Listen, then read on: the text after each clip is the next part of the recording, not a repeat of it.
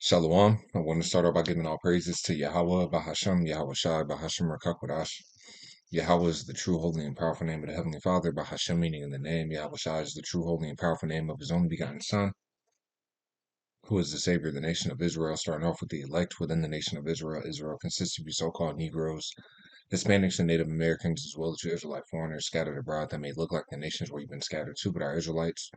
And I also want to give double honors to the elders and apostles of Great Millstone who rule well. Peace and salutations to the hopeful elect, pushing out this word in all sincerity and in truth. All right, this is the brother your call from the GMS branch out in Des Moines, Iowa, coming back at you with another lesson inspired by the Holy Spirit, Habakkuk.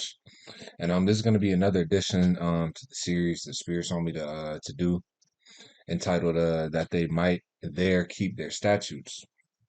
All right, and that's pursuant to Second Ezra the 13th chapter, which we're going to grab here real quick. All right, Second Ezra chapter 13, and verse. Let's see. 39, it says, "And whereas thou sawest that he gathered another peaceable multitude unto him, those are the 10 tribes which were carried away prisoner out of their own land in the time of Osea, excuse me, the king whom Salmanassar, the king of Assyria, led away captive, and he carried them over the waters, and so came they into another land." So going back to the previous lesson that I did, we went into you know, um, how the Northern Kingdom got over here to the land of the Americas. All right. And they went over the waters. They went past the Euphrates and past the Tigris. All right. And scattered throughout those lands over in the kingdom of the Medes and so on and so forth, as we read in. Well, I'll just go ahead and pull it back up. All right, in 2 Kings chapter 17 and 6, in the 9th year of Hoshea, the king of Assyria took Samaria and carried Israel away in Assyria and placed them in Halah and Habor by the river of Gozan and in the cities of the Medes. All right, so that's what happened. All right, to the northern kingdom. Right, but as we're reading back here in the book of Second Ezra, the 13th chapter, it says, verse 41, it says, "But they took this counsel among themselves that they would leave the multitude of the heathen and go forth into a further country where never mankind dwelt." And that further country where never mankind dwelt is the Americas. All right. It says that they might there keep their statutes, which they never kept in their own land. All right. So they came over here to the land of the Americas to keep the law, statutes, and commandments. All right. And this is the information that I'll be bringing out, all right, through the Spirit, some historical accounts to show forth, all right, to back up this precept, all right, showing you that they were keeping different laws, statutes, and commandments, showing you that they are a part of the 12 tribes of Israel. All right. It says, "And they entered into the Euphrates by the narrow places of the river. For the Most High then showed signs for them, and held still the flood till they were passed over. For through that country there was a great way to go, namely of a year and a half, and the same region is called Arsarit," all right, which Christopher Columbus identified as being the Americas, okay, which is the main driving force in which and why he came over to the land of the Americas and brought Hebrew interpreters with him, because he knew who he would encounter, being the Israelites, all right. So and in this in this lesson, I'm gonna specifically be going into these two books here. All right, revisiting this book, Adair's History of the American Indians, by Samuel Cole Williams. All right, and then also A Star in the West, on a humble attempt to discover the long lost 10 tribes of Israel. All right, by Elias Boudinot.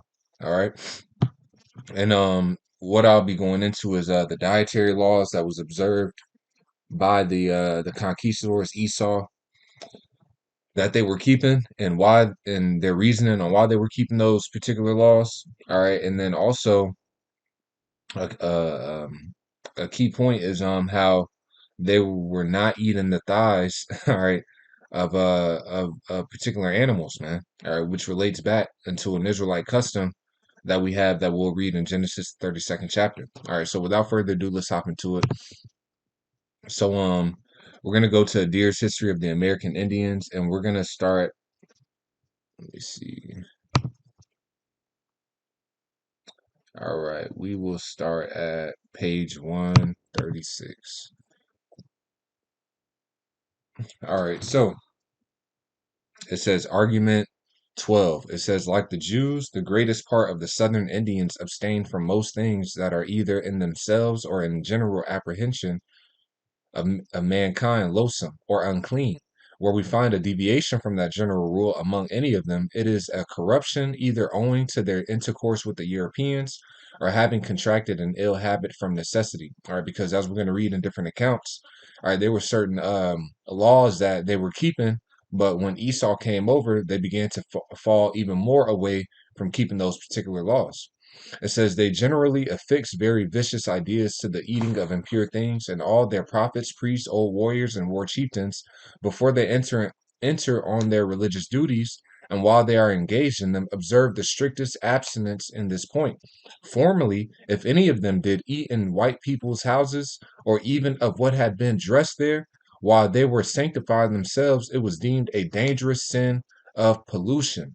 All right, because of the different BS that Esau was eating. All right, he brought pigs and hogs over here. He was eating all manners of wickedness that the natives they were abstaining from, as we're gonna read. But I'm gonna jump to this paragraph. It says they reckon all birds of prey and birds of night to be unclean and unlawful to be eaten. Not long ago, when the Indians were making their winter's hunt and the old women were without flesh meat at home, I shot a small fat hawk, and desired one of them to take and dress it. But though I strongly importuned her by way of trial, she as earnestly refused it, for fear of contracting pollution, which she called the accursed sickness, supposing disease would be the necessary effect of such impurity. Eagles of every kind they esteem unclean food, likewise ravens, though the name of a tribe with them, crows, buzzards, swallows, bats, and every species of owls. Right, and this is directly all right in line with our law, man. All right, this is the book of Leviticus, chapter 11 and verse 13. It says, "And these are they which ye shall have an abomination among the fowls.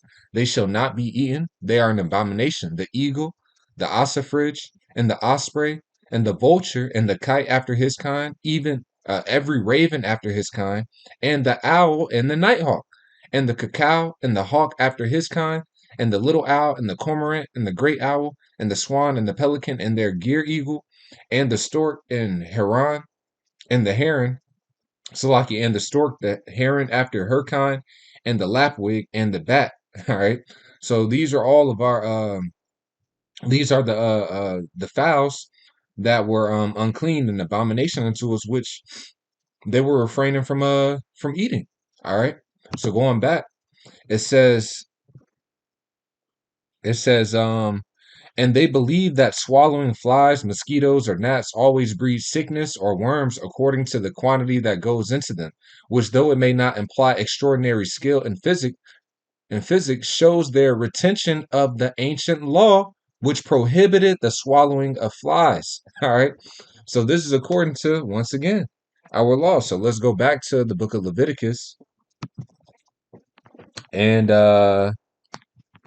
we'll jump down to verse let's see. All right, Leviticus 11 and 20 says, "All fowls that creep, going upon all four, shall be an abomination unto you," the creeping things. All right, speaking of the insects, it says, "Yet these may ye eat of every flying creeping thing that goeth upon all four, which have legs above their feet to leap withal upon the earth. Even these of them ye may eat, the locust after his kind, and the bald locust after his kind, and the beetle after his kind, and the grasshopper after his kind. But all other flying, creeping things which have 4 feet shall be an abomination unto you." All right. So they weren't eating flies and this and that and the third, right?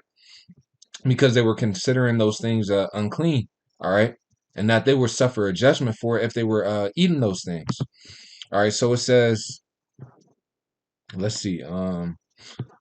Now it says, "None of them will eat of any animal whatsoever if they either know or suspect that it died of itself." Right. And that's directly out of our law. So let's go ahead and find that in the book of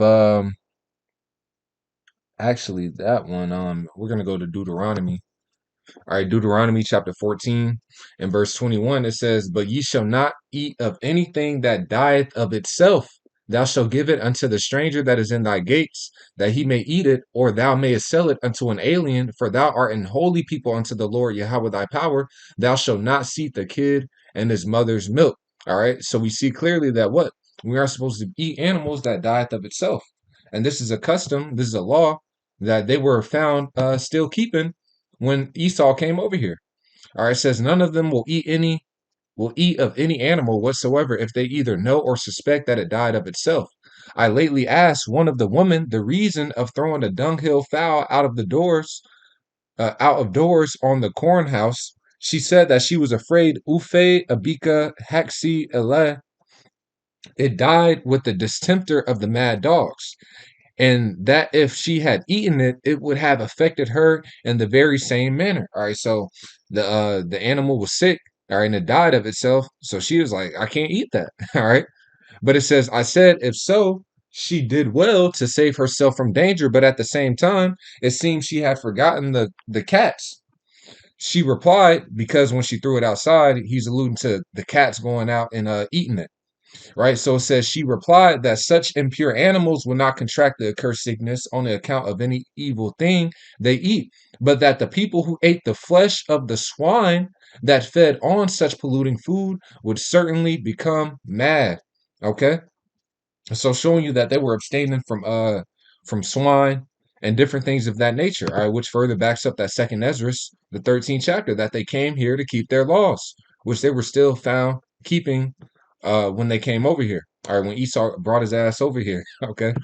All right, so let's see. I'm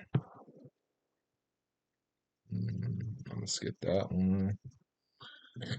All right, so we're going to jump to this paragraph here. It says, they reckon all those animals to be unclean. And this is page 139. It says, they reckon all those animals to be unclean that are either carnivorous or live on nasty food, as hogs, wolves, panthers, fox, cats, mice, rats.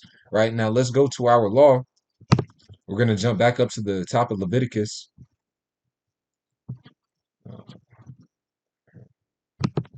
All right, this is the book of Leviticus, chapter 11 and verse 1. It says, and the Lord spake unto Moses and to Aaron, saying unto them, speak unto the children of Israel, saying, these are the beasts which ye shall eat among all the beasts that are on the earth. Whatsoever parteth the hoof and is cloven footed and cheweth the cud among the beasts that ye shall eat. Right. So it says that what they had to be cloven footed, parted the hoof, and cheweth the cud.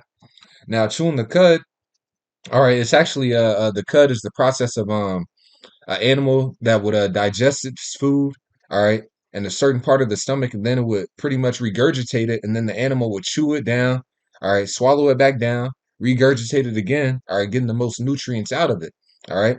And all herbivores are animals that chew the cud, okay. So these animals that chew the cud, they wouldn't be carnivorous, all right, as it said in that excerpt that I read, right? But it says, whatsoever parteth the hoof and is cloven footed and cheweth the cud among the beasts, that shall ye eat. Nevertheless, these shall ye not eat of them that chew the cud, or of them that divide the hoof, as the camel, because he cheweth the cud, but divideth not the hoof, he is unclean unto you. And the coney, because he cheweth the cud, but divideth not the hoof, he is unclean unto you. And the hare, because he cheweth the cud, but divideth not the hoof, he is unclean unto you. And the swine, though he divide the hoof and be cloven footed, yet he cheweth not the cud, he is unclean to you. All right. So this is especially the swine.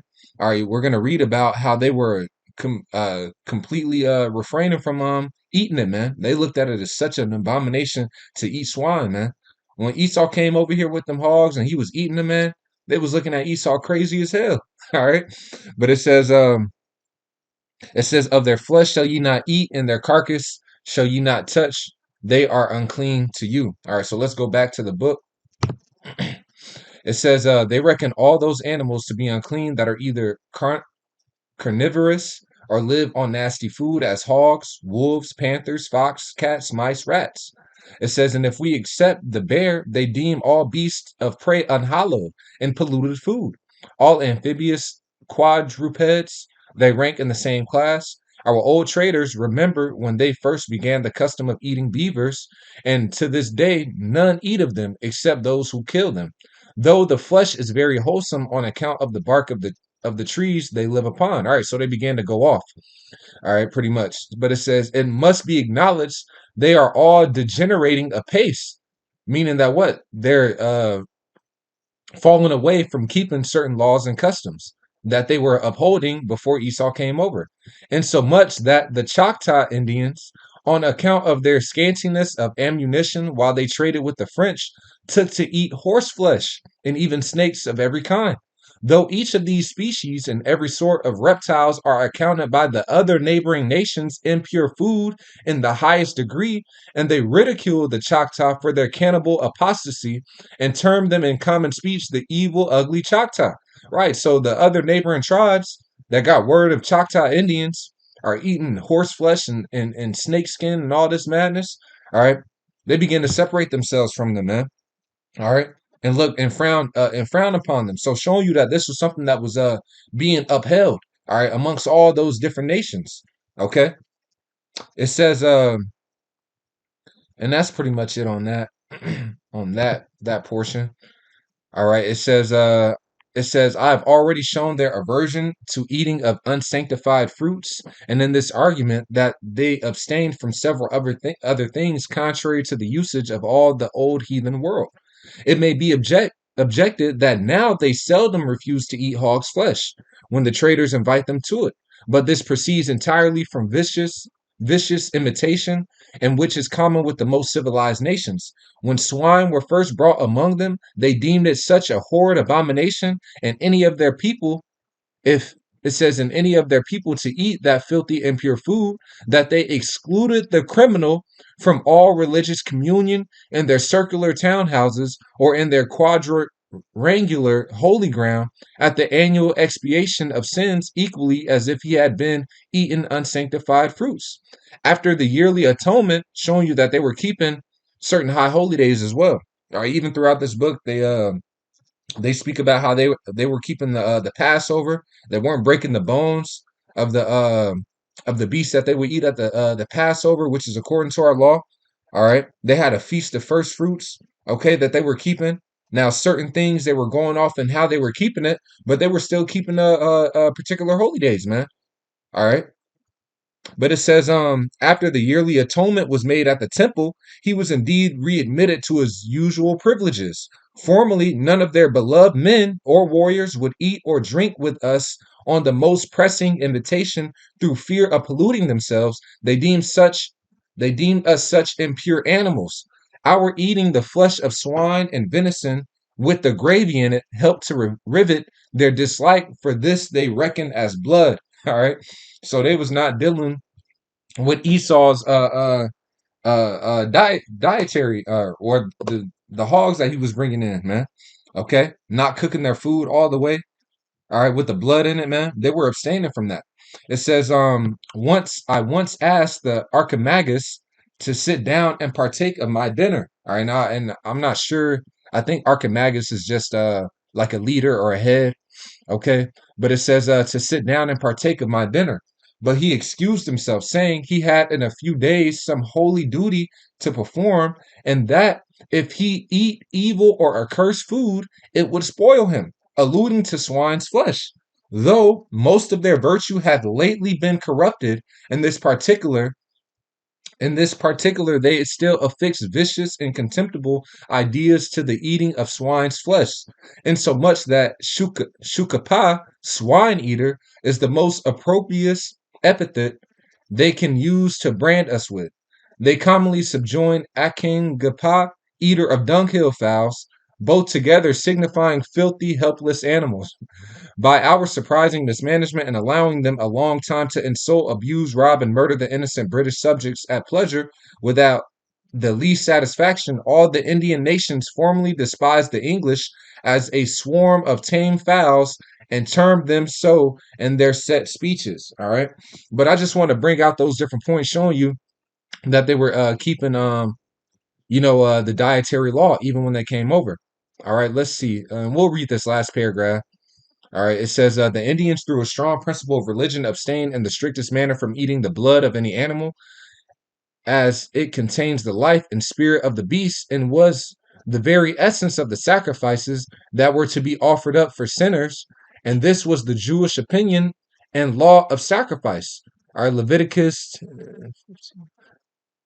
Let me just go ahead and grab it. All right, Leviticus 17. Uh, just bear with me.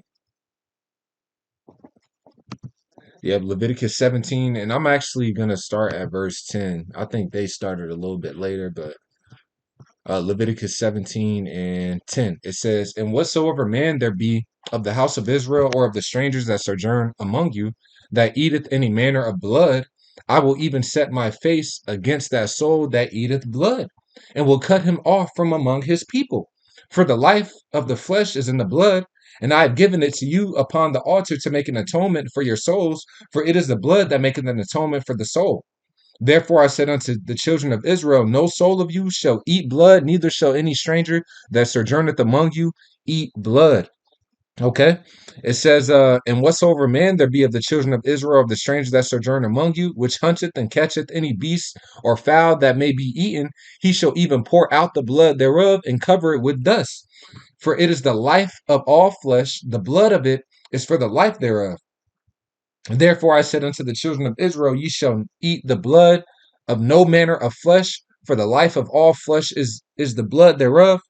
Whosoever eateth it shall be cut off." Okay. It says, and I'll read this. This is just reiterating the point that we read earlier. It says, "And every soul that eateth that which died of itself, or that which was torn with beasts, whether it be one of your own country or a stranger, he shall both wash his clothes and bathe himself in water, and be unclean until the evening.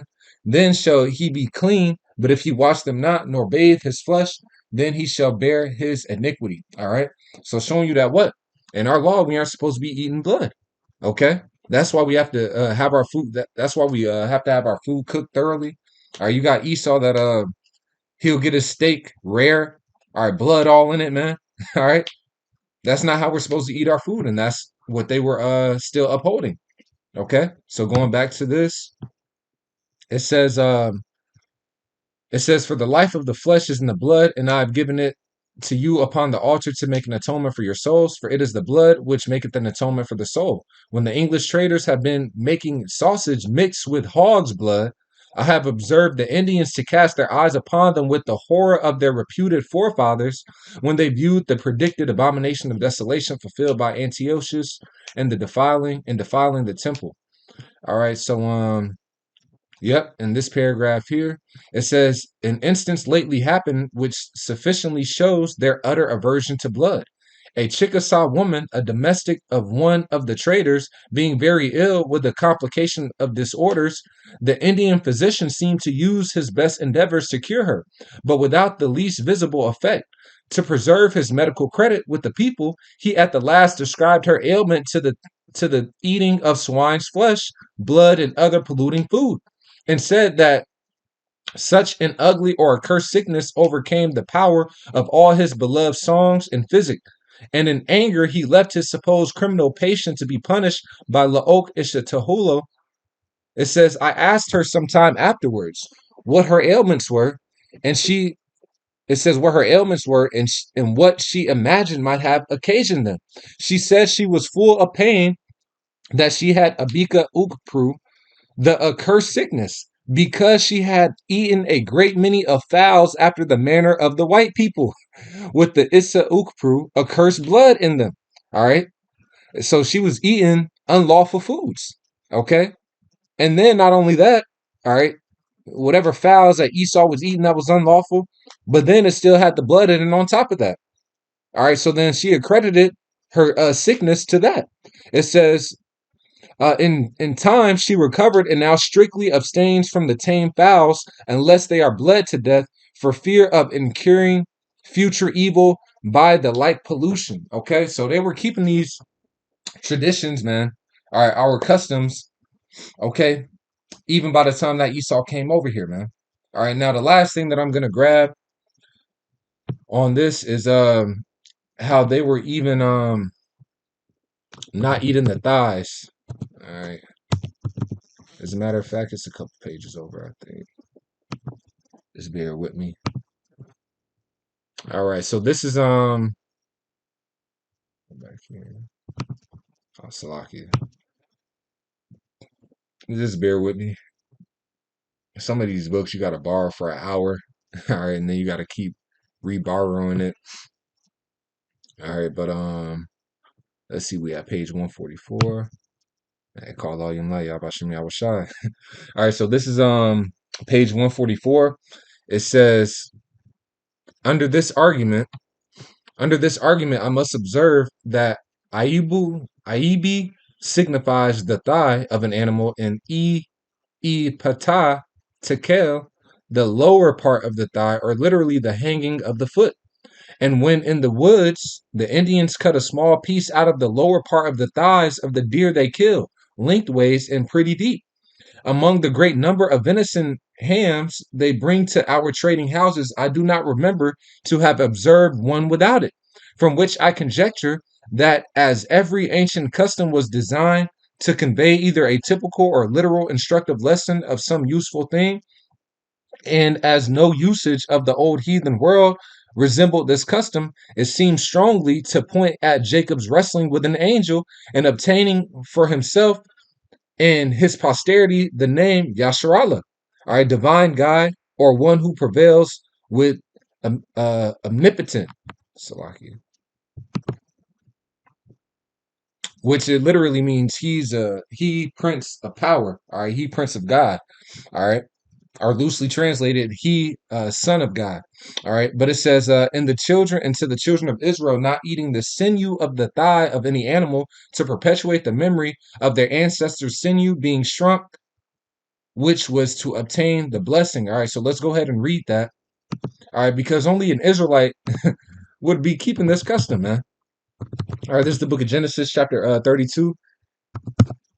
In verse, now this isn't a law to where if you eat the thigh of a particular animal that's lawful that you're going off, but this is a custom that our forefathers were keeping and that the northern kingdom was keeping even over here.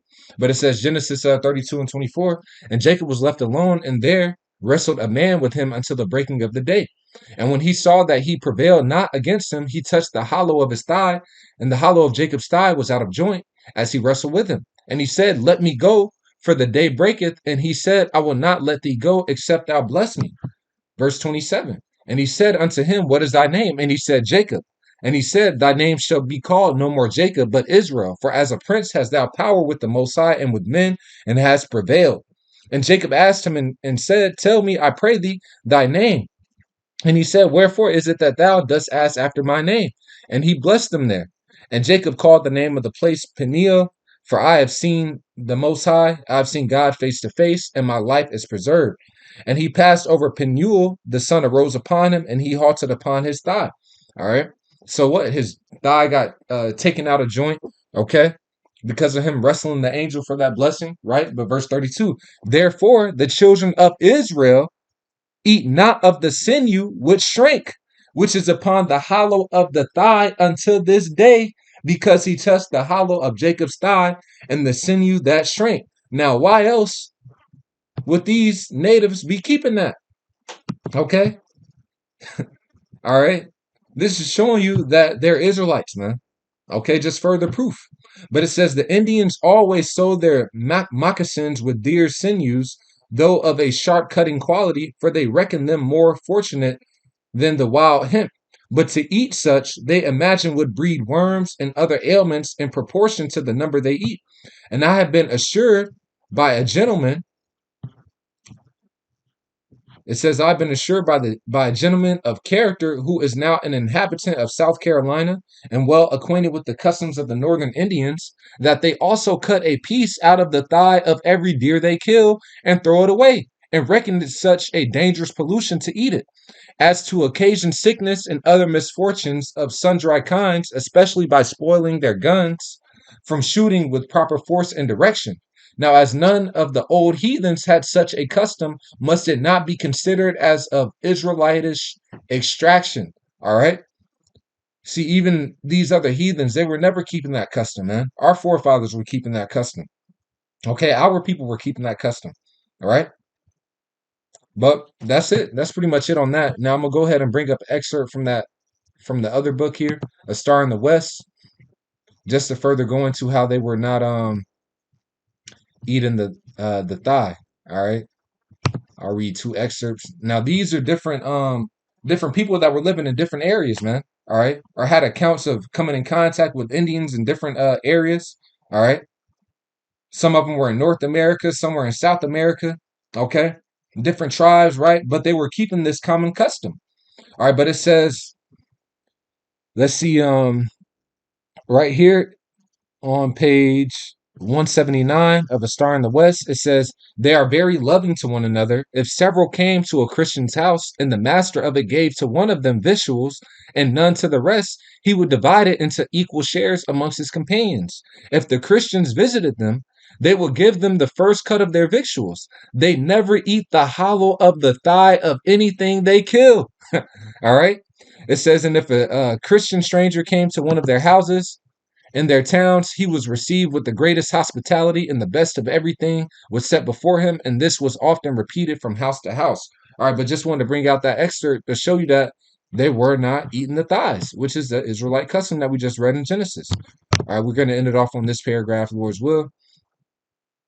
It says, the Reverend Dr. Beatty, who went, this is page 214, the Reverend Dr. Beatty, who went into the Delaware Nation so long ago, informed the writer of this, that he was present with their it says that he was present when there was a great meeting of the nation, consulting on a proposition for going to war with a neighboring nation. At this time, they killed a buck and roasted it as a kind of sacrifice on 12 stones on which they would not suffer any tool or instrument to be used. All right, which is according to our law. But it says that they did not eat the middle joint of the thigh. In short, he assured the writer that he was astonished to find so many of the Jewish customs, the Israelite customs, prevailing among them, and began to conclude that there was some affinity between them and the Jews. All right, so keep in mind, they were keeping these customs, all right, prior to Esau even coming over here, man. All right, so it wasn't like they learned them. Esau wasn't even keeping these particular customs, man. Okay, but they got this passed down from their forefathers, man, all the way back into Jacob. Okay, but that's all I'll grab on that, man. Through the Spirit, Lord's what I was edifying. I'm gonna end it right there and give all praises to Yahweh, Bahashem, Yahweh Shai, Bahashem Rakakwadash, double honors to the elders and apostles of Great Millstone who rule well. Peace and salutations to the hopeful elect, pushing out this word in all sincerity and in truth. With that, I'm gonna say shalom.